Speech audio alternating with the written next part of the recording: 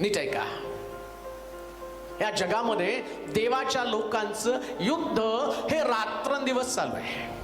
शास्त्र सांगतं तुमचा झगडा, तुमचं लढणं रक्त मांसाबरोबर नाही, तर सत्ता, अधिकार व आकाशातला दुरात्मा समूह याच्या बरोबर तुम्हाला लढायचं आहे. आणि ते युद्ध रात्रंदिवस चालू आहे.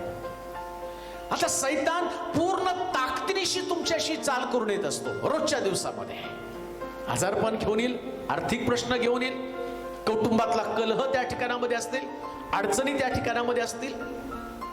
या सगळ्या प्रश्नांच्या द्वारे हे जे बलिष्ठी आहेत, हे जे शत्रू आहेत, हे विविध प्रकारचे शत्रू तुमच्या कुटुंबात, तुमच्या बिझनेसमध्ये, तुमच्या नोकरीमध्ये, तुमच्या शरीरामध्ये, हे सगळे शत्रू दबा धरून बसलेले आहेत.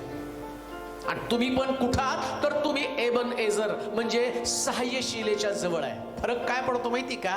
कधी कधी सहाय्यशिला नावाला असते, तिथं कोश नसतो, देव नसतो. देवानं तर कधीच आमच्यातनं निघून गेला आणि तो गेल्याची जाणीव पण आम्हाला होत नसती. आणि मग काय होतं माहिती का?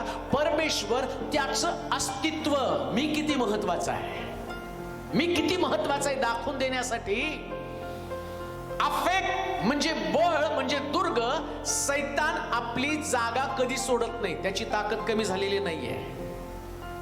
तो तुमच्यापेक्षा ताकदवान आहे, पण देवापेक्षा तो कमजोर आहे. तुमच्यापेक्षा ताकदवान 100% तो आहे.